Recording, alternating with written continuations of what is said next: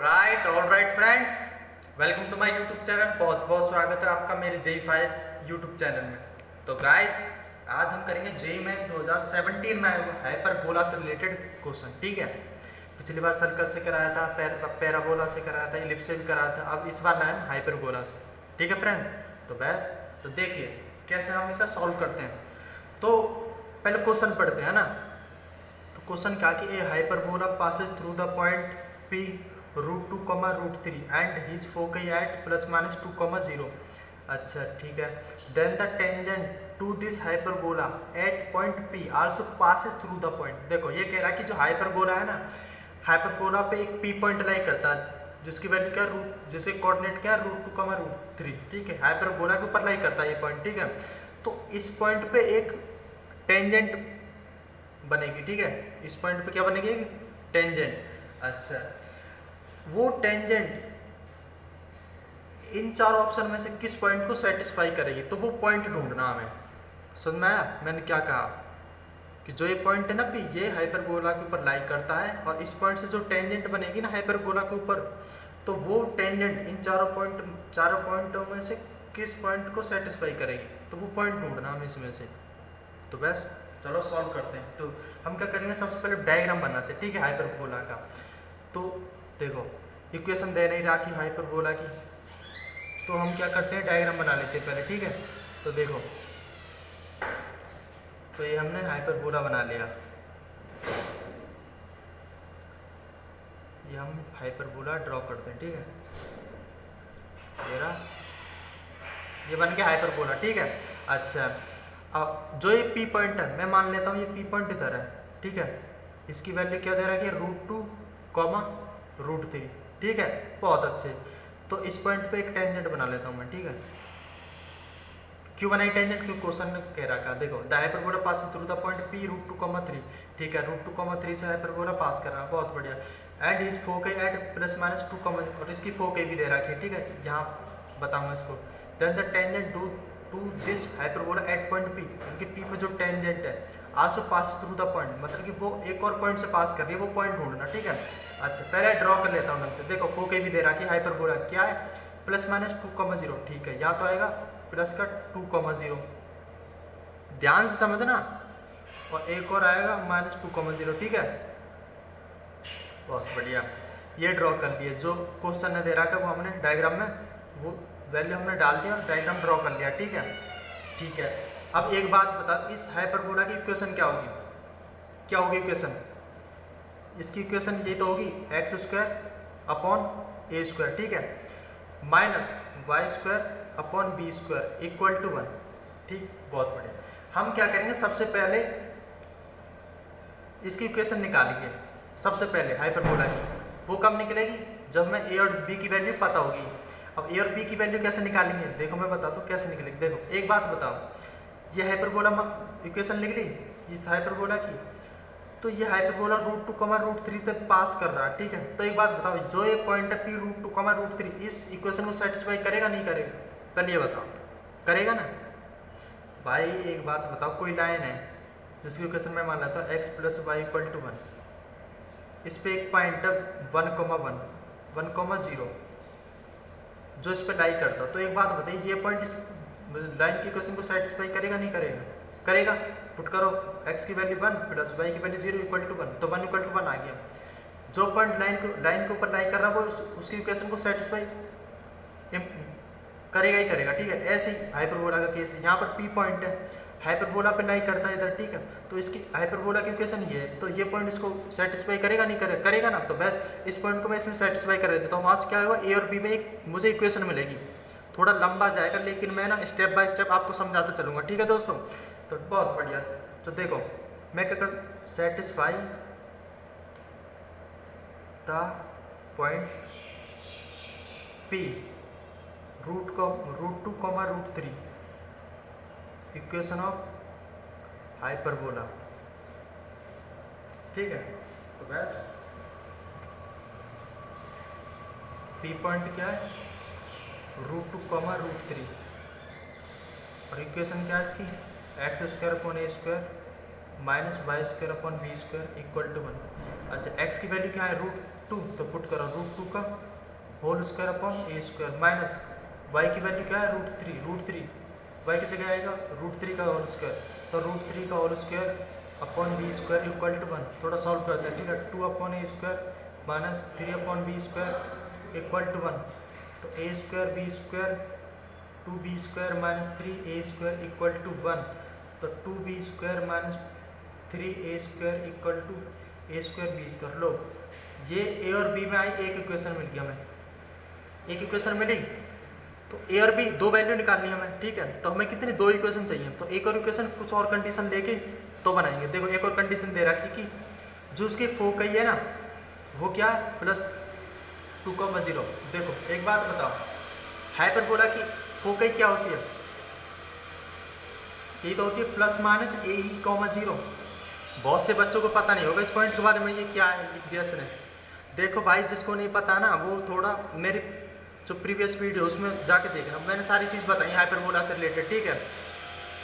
तो जो फोकई होती है ना वो होती है, देखो यहाँ दोबारा बनाना पड़ेगा मुझे डायग्राम, यहाँ बना के दिखा देता हूँ छोटा सा। तो जैसे मैंने रैंडम हाइपरबोला बनाया, ठीक है। अच्छा हाइपरबोला बनाने के बाद यहाँ पे होती है फोकई, तो जो ये फोकई होती है ये होती है +AE,0 और इधर होती है -AE,0, ठीक है। तो देखो फोकई क्या दे रखी है 2, तो AE किसके इक्वल हो जाएगा 2 के इक्वल हो जाएगा नहीं होगा, AE 2 के इक्वल होगा नहीं होगा, तो AE इक्वल टू 2, ठीक है। ये हमने कंडीशन लिख ली। अब इसेंट्रिसिटी क्या होती है हाइपरबोला की, हाइपरबोला की इसेंट्रिसिटी क्या होती है, हाइपरबोला की इसेंट्रिसिटी होती है √1 + b square upon A square, ये होती है, ठीक है। अब बहुत से बच्चे कह रहे होंगे भैया ये क्यों लिख दिया E = √1 + b square upon A square, तो भाई क्योंकि ए इक्वल टू 2 दे रहा है काम जिसमें इसेंट्रिसिटी आ रही है, तो इससे ये पता लग रहा है कहीं ना कहीं इसेंट्रिसिटी का भी फॉर्मूला लगेगा इसमें। देख रहा कैसे लगेगा, मैं दिखाता हूँ। देखो बोथ साइड स्क्वायर करेंगे, A square equal to 1 + b square upon A square, तो A square equal to A square plus में बी स्क्वायर, ठीक है। अब देखो बन गया ना, ए की वैल्यू क्या दे रखी 2, तो 2 पुट कर दो, 2 का स्क्वायर 4, बहुत बढ़िया, ए स्क्वायर प्लस में बी स्क्वायर। लो जी दूसरी इक्वेशन ये निकल गई, ए और बी में निकल गई दो इक्वेशन। बस अब क्या करेंगे हम इन दोनों इक्वेशन को सॉल्व करेंगे, ठीक है। इन दोनों इक्वेशन को सॉल्व करने के बाद हमें क्या मिलेंगी, ए और बी की वैल्यू मिल जाएंगी, समझे। ये थोड़ा ना बाहर से आवाज़ आ रही है, इसको अवॉइड करना, ठीक है। पता नहीं क्या चलता रहता है, इनकी बात समझ नहीं आती मुझे। तो देखो ए और बी की दो इक्वेशन बन गई, अब इनको सॉल्व करेंगे और ए और बी की वैल्यू निकल जाएंगे, ठीक है। तो बस सॉल्व करते हैं और ए और बी की वैल्यू निकालते हैं, ठीक है। थोड़ा लेंथ जाएगा पर मैं यही कहना चाहता हूँ, थोड़ा ना जो मैं बता रहा हूँ स्टेप बाय स्टेप उन चीज़ों पर ध्यान दो जो मैं बोल रहा हूँ। ये मत देखो कि अरे ये क्या हो रहा है, ये बड़ा लेंथ, जो मैं बोल रहा हूँ उस पर कंसंट्रेट करो, ठीक है बस। और थोड़ा ना कंसेप्ट को पकड़ो और जो मैं बता रहा हूँ उस चीज़ को पकड़ने की कोशिश करो। बेसिक तो पता ही होगा आपको, तो बस। तो फिर चलो ए और बी की वैल्यू निकालनी है, तो हम क्या करेंगे, यहाँ से क्या करते हैं, A square equal to 4 - b square, यहाँ से निकाली। इस ए स्क्वायर की वैल्यू क्या 4 - b स्क्वायर, इसमें पुट कर देते हैं, बहुत अच्छे। तो 2b स्क्वायर माइनस 3 ए स्क्वायर क्या गया 4 - b स्क्वायर इक्वल टू, तो यहाँ क्या ए स्क्वायर 4 - b स्क्वायर, थोड़ा ना इसे सॉल्व करना। तो 2b स्क्वायर माइनस 4 की 12 प्लस के 3b square equal to 4b square minus b4, ठीक है। थोड़ा और सॉल्व करें इसे, ये क्या है, यहाँ से बनेगा b square minus 12, b square नहीं बनेगा, ये बनेगा 5, 3 और 5, ठीक है। 5b square minus 12 equal to 4b square minus b की पावर 4। अच्छा तो ये इधर जाएगा, तो b स्क्वायर प्लस का b4 माइनस 12 इक्वल टू 0, बहुत बढ़िया। b4 plus b square minus 12 equal to 0, ठीक है। b की power 4 plus b square minus 12 equal to 0, ये बन गई कॉम्प्लिकेटेड इक्वेशन। कोई दिक्कत नहीं, हम क्या करेंगे पुट, थोड़ी देर के लिए हम क्या करेंगे b स्क्वायर को मान लेंगे t, b स्क्वायर को t मान लेंगे, तो यहाँ क्या हो जाएगा t स्क्वायर या बनेगा टी माइनस 12 इक्वल टू 0। ठीक है, अब यहाँ से टी की वैल्यू निकालते हैं, क्या निकलेगी देखो, T square plus 4t minus 3t minus 2 equal to factor बनाते हैं। ठीक है, अच्छा T plus 4 minus 3 T 4 equal to 0, तो T minus 3 T plus 4 equal to 0। यहाँ से टी की वैल्यू आएगी 3 और एक आई टी की वैल्यू माइनस 4। ठीक है, अच्छा अब क्या करेंगे देखो, टी की वैल्यू अगर माइनस 4 पुट करेंगे तो ये तो संभव नहीं है क्योंकि रूट के अंदर कभी नेगेटिव नहीं आ सकता, तो ये तो होगी कैंसिल आउट, तो टी की वैल्यू 3 लेंगे यहाँ पर। तो ठीक है, अच्छा तो बी स्क्वायर इक्वल टू 3 लिया, तो यहाँ से बी की वैल्यू निकली 2, क्या एक तो निकली प्लस के रूट 3, एक लिखी माइनस के रूट 3, निकली ना निकली, बी की वैल्यू निकली 2। अच्छा इसमें समझाना पड़ेगा तुम्हें यहाँ पे जो स्पेस मिल रहा है। ठीक है, बी की वैल्यू निकली रूट 3 माइनस 3 की, अब निकालेंगे ए की वैल्यू इस इक्वेशन से, तो 4 equal to A square plus में बी स्क्वायर, तो 4 equal to A square plus B की वैल्यू रूट प्लस के रूट 3 ले लो माइनस के रूट 3 ले लो, स्क्वायर होगा तो वही पॉजिटिव हो जाना है। ठीक है, तो मैं लेता हूँ रूट 3, तो इसका स्क्वायर होगा 3, तो ए स्क्वायर की वैल्यू आई 1, ए की वैल्यू कितनी निकली, ए की वैल्यू निकली +1। ठीक है, +1 भी निकली और -1 भी, ए की वैल्यू आई ये और बी की वैल्यू क्या आई, बी की वैल्यू क्या आई, बी की वैल्यू निकली आपकी ये, कहाँ गई, ये रही +-√3, समझा, ये दोनों वैल्यू निकली। अच्छा अब बताओ मुझे इक्वेशन ऑफ हाइपरबोला, बस यहाँ पुट कर दो, तो मैं यहाँ लिख रहा हूँ इधर साइड। ठीक है, एक तो एक पेज भर गया, कोई दिक्कत नहीं, यहाँ कर लेते हैं, एक्स स्क्वायर अपॉन ए की वैल्यू क्या 1, फिर क्या minus Y square upon B की वैल्यू क्या +-√3, तो यहाँ के 3 इक्वल टू 1। लो ये निकल गई हाइपरबोला की इक्वेशन। अच्छा अब थोड़ा और चलना पड़ेगा। ठीक है, अभी तो टेंजेंट की इक्वेशन निकालने, फिर पॉइंट चेक करने पड़ेंगे, फिर जाके हम आंसर तक पहुँचेंगे। तो मैं दूसरे पेज पे करता हूँ। ठीक है, यहाँ पे भर चुकी है यहाँ पे, तो देखो इक्वेशन ऑफ हाइपरबोला क्या निकली थी, वो निकली X square upon 1 minus Y square upon 3 equal to 1, यही तो थी। ठीक है, यही थी। ठीक है, तो डायग्राम में दोबारा बनाना पड़ेगा ना, क्योंकि पीछे पेज पे चले गए, मैं दोबारा डायग्राम बना देता हूँ। ठीक है, समझने की कोशिश करना। ये हमारा हाइपरबोला था, यहाँ पे वो पी पॉइंट लाई कर रहा था। ठीक है, जिसकी वैल्यू क्या थी √2, √2, है ना।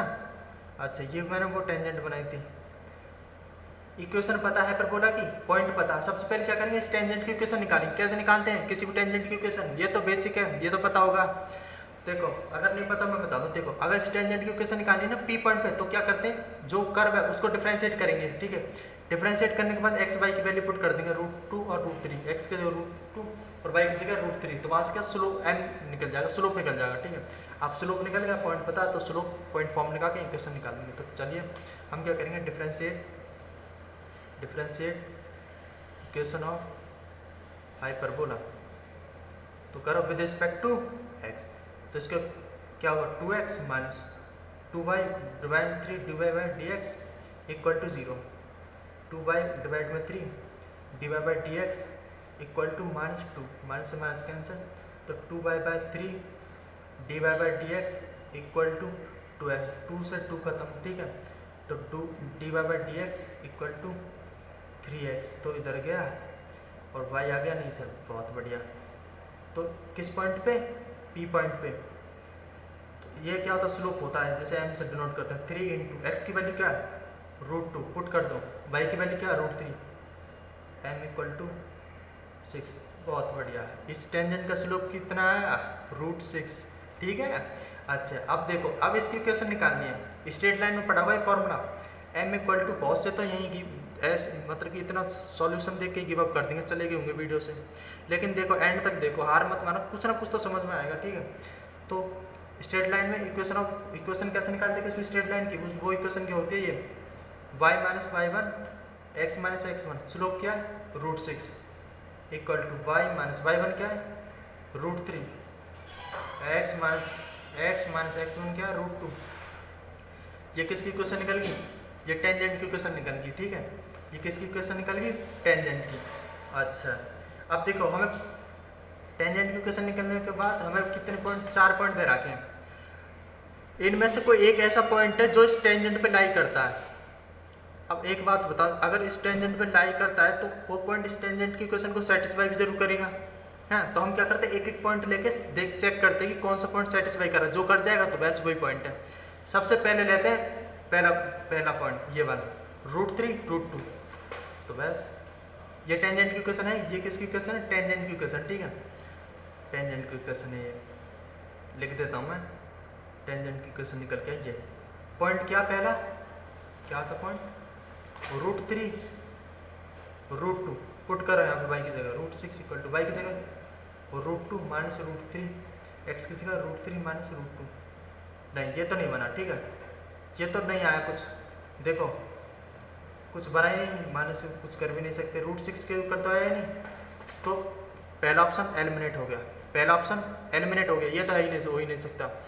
अब थोड़ा रैंडम ही देखते हैं, इसे लेंगे -√2 माइनस √3, तो √6 इक्वल टू क्या था, -√2 माइनस √3 -√3 इधर लिया, -√3 इधर लिया, -√2 -√2 इधर लिया, √6 ये क्या, -√3 -2 √2, ठीक है, ये लिया। अच्छा, माइनस से माइनस कैंसिल, 2 से 2 कैंसिल, √3 डिवाइड में √2, ये भी नहीं है, इससे भी कुछ नहीं हुआ, ये भी सेटिस्फाई नहीं कर रही इक्वेशन को, है ना। तो सेकंड ऑप्शन भी एलिमिनेट हो गया, सेकंड भी एलिमिनेट हो गया। अब क्या, फोर्थ को ऑप्शन को चेक करो, थर्ड को, हाँ थर्ड को करो। थर्ड क्या पाओ, तो √6 इक्वल टू y की जगह क्या रखेंगे इसमें, 2√3 माइनस √3 डिवाइड में, हाँ 2√3 नहीं, तो 3√2 माइनस √2, ये चेक करा तो √6 इक्वल टू ये क्या बना, √3 और √2, √6 के इक्वल आया नहीं, तो ये भी नहीं है, यानी कि थर्ड ऑप्शन भी एलिमिनेट। कौन सा ऑप्शन बचा, ऑफकोर्स फोर्थ ऑप्शन फ्रेंड्स, तो फोर्थ करेक्ट आंसर। मैंने यही नहीं, अब बचा तो फोर्थ ही। अब देखो इसको पुट करूंगा मैं, इसको पुट करूंगा मैं, तो फोर्थ ऑप्शन कौन सा है, 2√2 कॉमा 3√3। इस इक्वेशन है ना, टेंजेंट जो भी इक्वेशन है, इसकी इक्वेशन में इस पॉइंट को पुट करूंगा जो फोर्थ ऑप्शन में दे रहा है, देख रहे हैं सेटिस्फाई कर जाएगी। तो √6 इक्वल टू y की वैल्यू कर 3√3 माइनस √3, अच्छा 2√2 माइनस √2 इक्वल टू ये क्या बने, ये बने 2√3 और यहाँ √2, तो √6 इक्वल, ये ऊपर जाएगा, ये तो यहीं लिख दिया, तो √2 √3, तो √6 इक्वल टू 3 दूनी 6। देखो ये सेटिस्फाई कर गया, तो बस, तो fourth option is correct answer. ये कोऑर्डिनेट दे रखा है फोर्थ ऑप्शन में, ये इस इक्वेशन ऑफ टेंजेंट की इक्वेशन को सेटिस्फाई